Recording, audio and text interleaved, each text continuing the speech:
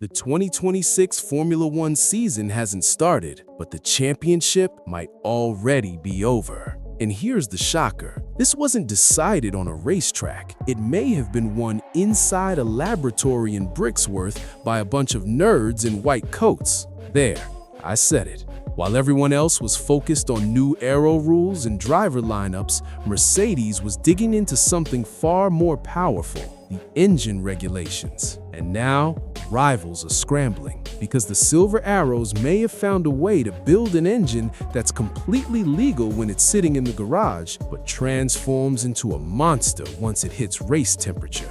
Ferrari is screaming for the FIA to intervene. Audi is demanding answers before they even join the grid. And Red Bull's sudden, terrified shift has only fueled the suspicion. If this advantage holds, 2026 won't be a title fight. It'll be a technical demolition, a public execution. But this didn't start on track. It all started in a laboratory. The first real clues didn't come from a boring FIA document. They came from Barcelona. Behind closed gates and limited cameras, the 2026 cars finally touched asphalt for serious running, and almost immediately, something felt off. Mercedes-powered teams weren't just circulating, they were devouring laps, while everyone else was tiptoeing through installation runs and praying their engines didn't explode. The Silver Arrow cars were stacking mileage like it was mid-season testing. Thousands of kilometers, long stints, no visible drama, no frantic garage rebuilds where mechanics are throwing wrenches. That alone raised eyebrows, because in a brand new regulation era, nobody is supposed to look comfortable. Everyone is supposed to be panicking. Yet in the Mercedes and McLaren garages, the atmosphere was strangely calm. Engineers weren't scrambling. Drivers weren't reporting panic. There were no desperate overnight rebuilds, just quiet confidence and controlled conversations. The kind of body language you see when a team knows something the rest of the grid doesn't. It was smug. And across the paddock, there was chaos. Pure, unadulterated chaos. Some rivals struggled just to get consistent runs. Cooling issues, software glitches, short bursts followed by long, painful garage sessions. You could see it in the mechanics' faces. This wasn't smooth, it was a disaster. But the real tension didn't come from reliability charts. It came from the speed traps. Teams constantly monitor each other using GPS overlays. Even in closed tests, nobody is blind. And when the data started circulating internally, certain numbers didn't make sense. On similar fuel loads, similar tire compounds, comparable conditions, the Mercedes-powered cars were pulling harder at the top end, and it was not by a tiny margin. The margin was enough to trigger internal alarm bells and make grown men cry. That's when Red Bull started digging deeper, because for months, there had been quiet confidence inside Milton Keynes that their own power unit project was on target, competitive, efficient, ready to crush dreams. But the Barcelona telemetry told a different story. On the straights, the gap wasn't just aerodynamic, it looked mechanical. Sustained acceleration curves that didn't taper off the way they should under the new fuel flow constraints. Engineers started asking uncomfortable questions. Was this mapping? Was it electrical deployment strategy? Or was something happening inside the combustion chamber that nobody else had unlocked? The calmness inside the Mercedes garage suddenly made more sense, and the silence from Brixworth became louder than any press release. Because when one team runs that much mileage without visible stress in a new era, it usually means one thing: they trust what they've built. Meanwhile, in other garages, cooling louvers were being adjusted, bodywork removed, heat management was becoming a visible concern. Everyone was sweating.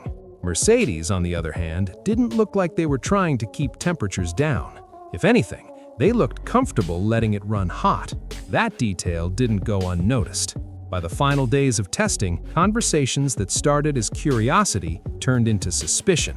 Small technical debriefs became political discussions, and teams that rarely agree on anything began quietly comparing notes like students cheating on an exam, because the numbers weren't lining up. And when Red Bull's internal comparisons reportedly showed a significant top-end deficit, something shifted. The tone changed, the confidence softened, the swagger disappeared. That's when the paddock realized this wasn't just early season variance, this might be structural. And then the whispers got louder. To understand why the entire paddock is currently wetting the bed with what happened in Barcelona, you have to look at one single boring number: 18:1. That is the maximum compression ratio allowed under the 2026 regulations. On paper, it's simple. The air-fuel mixture inside that tiny 1.6-liter V6 can only be squeezed 18 times before it goes bang. No more, because the FAI, in their infinite wisdom, likes to police fun. Why does this matter? Because compression equals power. It is the holy grail. The tighter you squeeze that mixture, the bigger the explosion. More pressure on the piston, more torque, more efficiency, more speed at the end of the straight.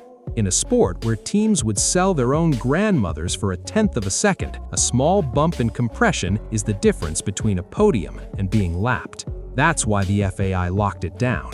18:1. Measured, verified, sealed. So, how do you cheat without cheating? How do you gain an unfair advantage if you can't break the limit? Simple. You don't break the limit, you just change when the teacher checks your homework. Here's where the rumor becomes explosive. Every engine is inspected at ambient temperature, in the garage, when the metal is cool and the engineers are standing around drinking espresso. The FIA inspector sticks his probe in, checks the dimensions, it reads 18:1. Legal, signed off. Have a nice day. But race cars don't live in a garage. They live in hell. They race at extreme heat, over 300 degrees Celsius inside the critical components. And here is the high school physics lesson that Mercedes seems to have aced while everyone else was eating glue. Metal expands. Different alloys expand at different rates. Cylinder heads, pistons, liners. The entire geometry of the combustion chamber isn't a solid rock. It's a living, breathing thing that shifts when the temperatures climb. If you design those materials with the precision of a Swiss watchmaker on Adderall, you can create a situation where the engine measures perfectly legal when it's cold, but once it hits race temperature, the internal geometry tightens. Not through moving parts, not through banned hydraulic systems or secret buttons on the steering wheel, but through physics, thermal expansion. The theory suggests that as the engine creates heat during a stint, microscopic changes in the metal effectively squeeze the chamber tighter, increasing the compression ratio beyond the static 18:1 limit. Nothing visibly changes. There are no actuators to ban, no adjustable mechanisms to confiscate, just metal behaving exactly as physics says it should. It's the perfect crime. And that is the genius of it. The rulebook, that thick, heavy document that costs millions to interpret, states the maximum compression ratio. It does not clearly define whether that measurement must remain constant while the engine is trying to melt itself at 12,000 RPM. If it passes inspection in the garage, it's compliant. There are no illegal devices, no hidden valves, no variable compression systems like you find in a fancy road car. Those are explicitly banned. Instead, this is material science, precision machining, expansion curves calculated down to the micron. Legal when cold, a monster when hot. And if that effective ratio creeps even slightly above 18:1 at race temperature, the gains aren't just linear, they compound. You get more efficient combustion, a cleaner burn, stronger mid-range torque, and a peak output that makes everyone else look like they're driving a GP2 engine. It's not enough to look absurd on a dyno, but it's enough to dominate a championship. That's why rivals are furious. Because if this interpretation stands, Mercedes hasn't cheated the rules, they've humiliated them. They've out-engineered the rulebook, and that is much, much harder to challenge in court. The question now isn't whether the trick exists. The question is whether the FIA decides the spirit of the regulation, whatever that means, matters more than the literal wording. And once that debate starts, the alliances in the paddock begin to shift like sand in a storm. Now, what made this situation explode wasn't Ferrari complaining. Ferrari complains if the pasta is cold. That's normal. No, what triggered the panic was Red Bull's silence. For most of the development cycle, insiders believed Red Bull Powertrains was exploring the exact same territory. They had the resources, they had the simulation tools, they had the ambition. If thermal behavior offered free performance, Milton Keynes wasn't going to ignore it. They aren't exactly the morality police of F1, which is why their sudden change in tone caught everyone off guard. During the early months, there was no push from Red Bull to clamp down on compression, no public pressure, no leaking to the press, and in Formula One, silence usually means one thing: you're doing it too. But Barcelona changed that. Teams may hide fuel loads, they may run sandbag engine modes, and they may lie to the press, but they can't hide from GPS. Every car on track leaves a digital fingerprint: acceleration curves, gear shifts, speed buildup over distance. It's all there in the data. And when Red Bull's analysts overlaid their data against the Mercedes-powered cars, looking at the traces like a jealous ex stalking an Instagram profile, something didn't add up. On corner exit, the cars looked similar. Mid-straight, still close. But in the final phase of acceleration, when the electrical deployment levels out and it's just pure, raw combustion efficiency versus air resistance, the Mercedes units kept pulling, not dramatically, but consistently, like they had an invisible hand pushing them from behind. And consistency is what scares engineers, because aerodynamics can fluctuate with the wind, deployment can be masked, but sustained top-end pull, that points to one thing: better combustion. Internal sources began whispering about a deficit. Not 5 horsepower, not 10. We're hearing whispers of something closer to 40, maybe even 50 at peak output. In the world of 2026 regulations, that isn't a gap, that's a canyon, that's a different time zone. You could park a Boeing 747 sideways in that horsepower deficit. That kind of difference doesn't get fixed with setup tweaks or a new front wing. It doesn't disappear because you polished the car. It's structural. It is built into the DNA of the power unit. And that's when Red Bull's posture shifted. Suddenly, Christian Horner, or whoever is running the show this week, started talking about clarifying the regulations. Private meetings became frequent. Teams that usually hate each other started holding hands and singing Kumbaya. Think about it. If Red Bull truly believed their version of this trick would work, they would have stayed quiet and beaten Mercedes on track. Instead, they moved to ban it, which suggests one of two things. 1, their version of the concept sucked, or 2, they realized Mercedes had executed it at a level they couldn't match in time for Melbourne. And in Formula One, the rule is simple. If you can't beat it technically, you challenge it politically. You snitch. The paddock began to fracture. Ferrari, Audi, Honda, and now Red Bull, a group of unlikely allies unified by one single desperate objective: force the FIA to redefine how compression is measured before Mercedes runs away with the trophy. This wasn't about innovation anymore, it was about survival. Because if Mercedes enters Melbourne with a verified 40-plus horsepower edge, the championship narrative is over. We can all pack up and go home. The calm confidence in the Mercedes garage suddenly had context. They weren't just optimistic, they were loaded for bear. And when Red Bull switched sides, it sent the clearest signal yet that something serious was happening beneath the surface. That's when this stopped being a technical dispute and became a political war. Now, the spotlight shifts to the one man who is currently sweating more than a cheese sandwich in a sauna, Nicolas Tombaxis. As the FIA's single-seater technical director, he isn't just reviewing data. He is standing at the epicenter of a shitstorm that could define the entire 2026 era before a wheel has even turned in anger. Because if this thermal interpretation is legal under the written regulation, and let's be real, it probably is, banning it now isn't a small clarification. It's a seismic move. It's the FIA admitting they got outsmarted by a bunch of nerds in Brackley. On one side, you have the rival manufacturers, Ferrari, Red Bull, Audi. They are all screaming that the rule's intent is obvious. The compression ratio is capped at 18:1, not 18:1 when cold and whatever the hell we want when hot. They claim this isn't clever engineering, it's exploiting a loophole big enough to drive a truck through. On the other side, Mercedes is standing there with a smug grin, arguing something equally powerful. show us the sentence we violated. If the engine passes scrutineering at the defined measurement procedure, it's compliant. Period. End of story. Don't hate the player, hate the game.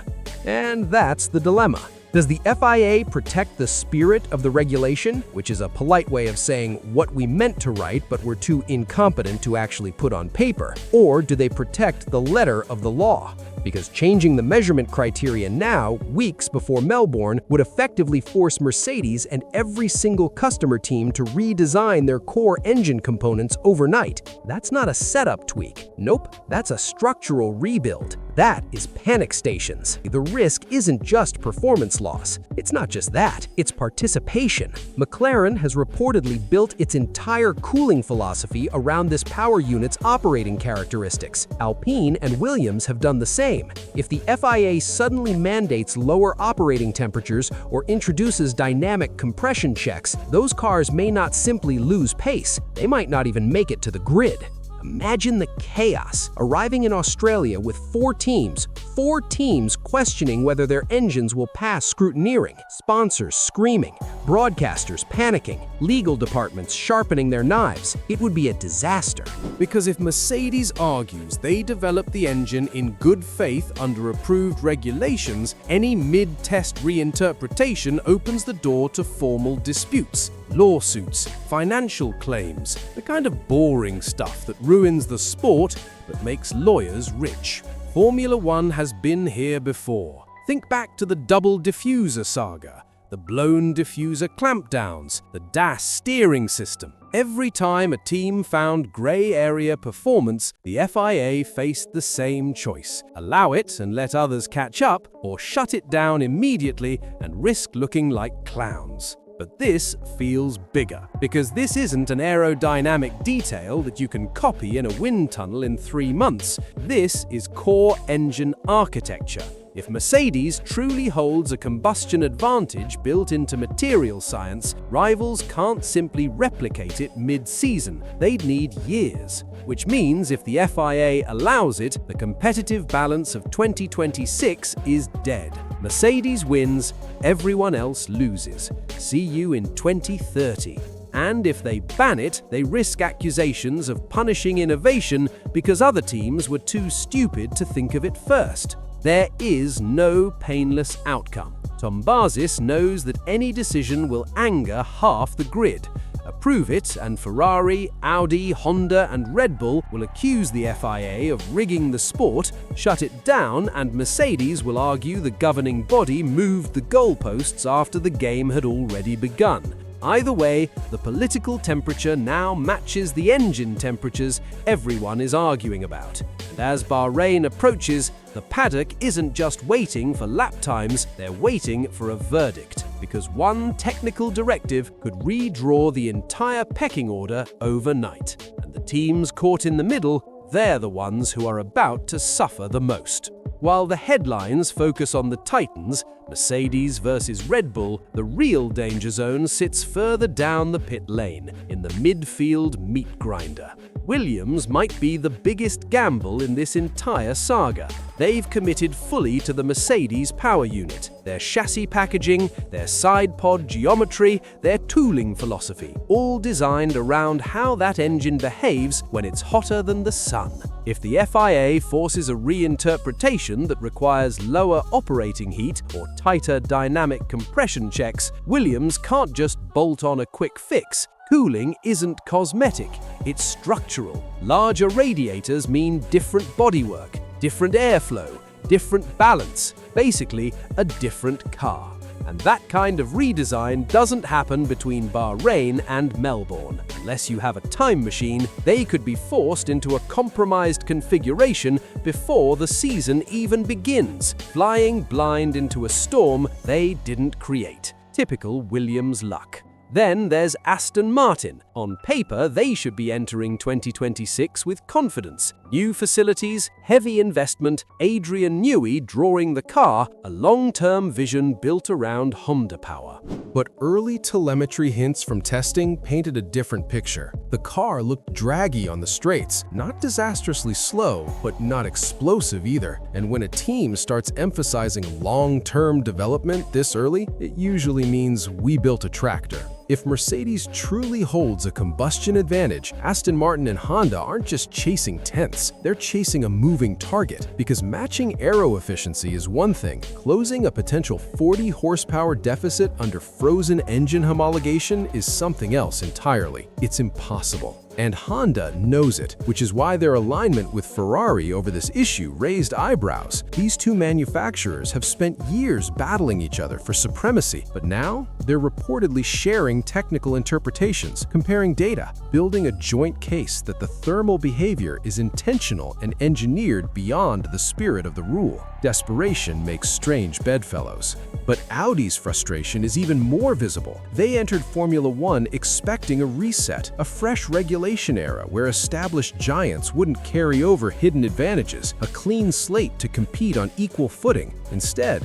they may have walked straight into an arms race they didn't anticipate. For a manufacturer investing hundreds of millions, the idea that the championship could be tilted by a measurement technicality isn't just frustrating, it's unacceptable. It's a joke. And that's why the coalition against Mercedes isn't random, it's survival instinct. Ferrari doesn't want a repeat of past dominance eras. Honda doesn't want to start behind. Audi doesn't want its grand entrance overshadowed by a clever trick. Red Bull doesn't want to fight an invisible combustion advantage. Even teams with no realistic shot at the title understand what's at stake, because if one manufacturer can stretch the interpretation this far, what stops the next loophole from reshaping another era? The tension spreading through the paddock isn't just competitive, it's existential. Because this isn't just about horsepower figures or compression ratios. It's about whether Formula One rewards the cleverest interpretation or protects the boundaries of fairness. But this isn't just about power. It's about the future identity of F1. Are we a sport of innovation or a sport of regulation? At the heart of this entire dumpster fire lies a simple question. Is this brilliance or is it cheating?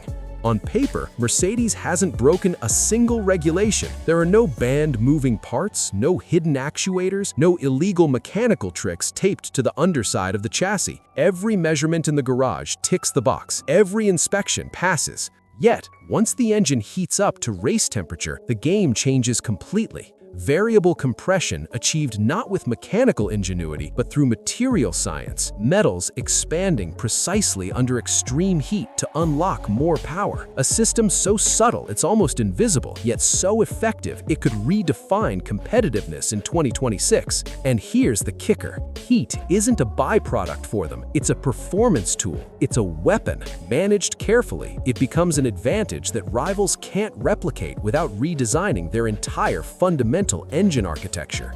That's what makes it so controversial. The letter of the law says one thing, the spirit of the law says another. Mercedes can argue they played entirely within the written rules. We read the book, we built the car. Rivals argue the FIA's intention was clear. No team should gain power beyond the static 18-to-1 limit. You knew what they meant. It's an ethical gray zone, darker than the carbon fiber on the car. One side sees pure engineering genius, the other sees loophole exploitation. And let's be real, Formula One thrives on these moments. It always has. From double diffusers to DAS steering to flexi wings, the sport has been shaped by teams daring to interpret rules creatively. It's built on cheating just enough to not get caught. But there's a fine line between innovation and manipulation, a line that, if crossed, can redefine entire seasons and make the racing pointless. Because if this stands, if the FIA allows the engine to compete as is, the rest of the grid will be chasing shadows. Tens of millions of dollars invested in chassis, cooling, and aerodynamics could suddenly be irrelevant. Strategy becomes secondary. Driver skill, important as ever, may no longer be enough. You could put Max Verstappen in the Sauber and he'd still finish last. And one truth becomes unavoidable. The 2026 championship might already be over before we've even seen a livery reveal. As we head into the Bahrain tests, the drama moves from garages to the courtroom of speed. Every garage door, every technician, every engine is under scrutiny. Thermal cameras may scan for anomalies. Engineers will sweat over data, knowing one decision could decide the season before a single race is run. This isn't testing anymore. This is high-stakes poker, played by billionaires with egos the size of Jupiter. Every team holding cards close to the chest, every calculation, every design choice, a potential hand-winning play, or a catastrophic loss. Mercedes has gone all in. They pushed their chips to the center of the table. The rest of the paddock is forced to call or fold. The championship isn't just about lap times or qualifying runs. It's about who interprets the rules best, who can play politics, and who can survive the technical and legal minefields without getting blown up. One wrong move by the FIA and entire teams could be left scrambling. One clever loophole and the title might already have a favorite. And that's the ultimate question. Is what Mercedes has done pure engineering brilliance, or is it a loophole that should never have existed? Because in a sport where milliseconds matter and millions are on the line, this isn't just racing. It's strategy, law, and science colliding at 200 miles per hour. So, here's what we want from you. Where do you stand? Engineering genius or rule manipulation? Comment below, because this debate isn't over. And if Mercedes succeeds, 2026 might already have a winner before the season even begins. If you enjoyed this deep dive into the dark arts of F1, hit that like button so the algorithm knows we're here. And if you want to see what happens next in this saga, make sure you're subscribed. We'll be watching, always.